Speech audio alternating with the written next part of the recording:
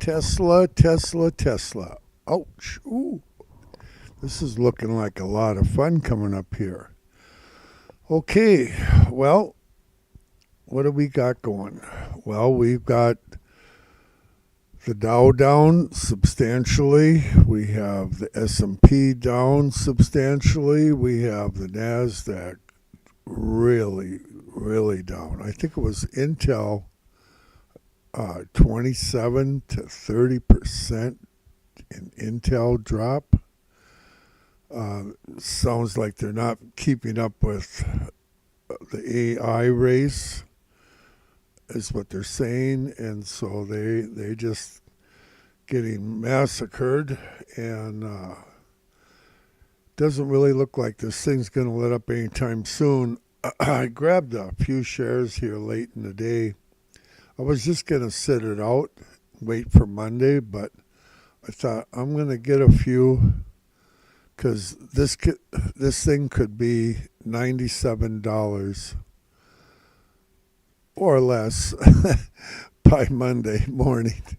So I just thought, why not have a few? I'll show you what I think's going to go on here. And you got the war over in Israel is heating up. They shot off a whole slug of Lebanese Hezbollah missiles towards Israel. Here we have the hourly. It's absolute sell signal. Moving sideways here after hours a little bit, but that's neither here nor there. Hey, they drove this bus up pre-market here at 4:20 a.m. all the way to 221.90 something or whatever. But I would have liked to have shorted that. I would have shorted that. I'm short right now with a 207.90 average, but whatever. I'm hoping it will bounce up on Monday pre-market or whatever, and so I can get a few more shares going short. That's all I want to do, and I'll show you why here. So let's look at the 4-hour once. We got the 4-hour is a beautiful sell signal, and if you go back in time here, here's 190, this red line, here's 180, and there's 170. Bare minimum, I think we're going to see 170 out of this thing. That would be the strongest place of support that we're going to have, other than this trend line, which is going to end up right at 149, 150 when it gets there. And right around the 149, 150 area, I think could be fairly likely in this scenario. Now, what else do we see here? Well, let's look at the daily, and keep in mind, hey, like, share, and subscribe while you're at it, and share Grandpa with somebody. I'm looking at this daily, and it is just textbook sell, sell, sell all the way. I'm rebuying some $5 down from where I shorted them, just hoping that in the 202.80 area it will bounce a few bucks so I can go more short again. But anyway, so here you have the 249, okay, that you're looking at in the daily, and this daily here can easily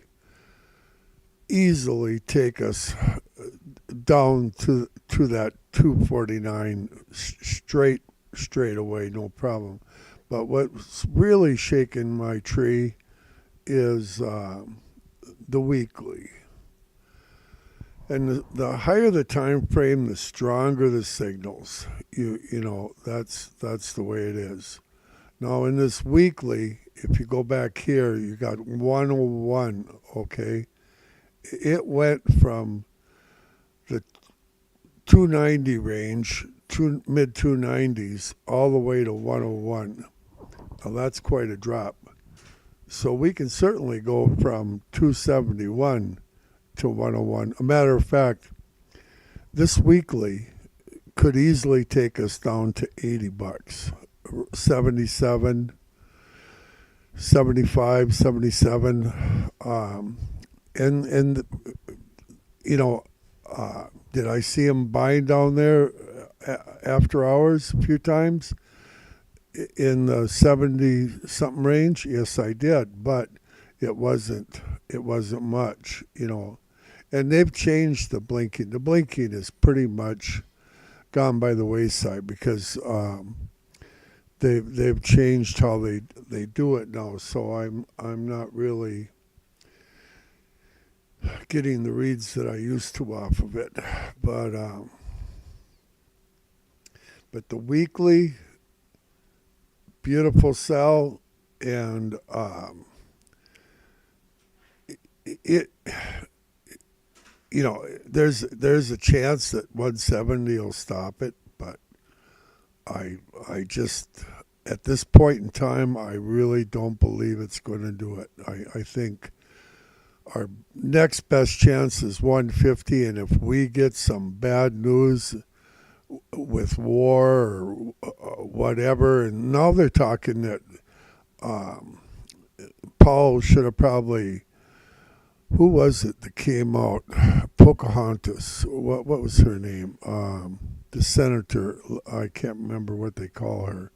I think it's Elizabeth Warren. But anyway, she came out today saying that Powell should have cut. Now he should do an emergency deal and cut immediately because our economy is not looking good, and they're afraid of recession. And so he's getting some pressure. Now I believe he's going to cut some in September, but is it going to be enough to save us? And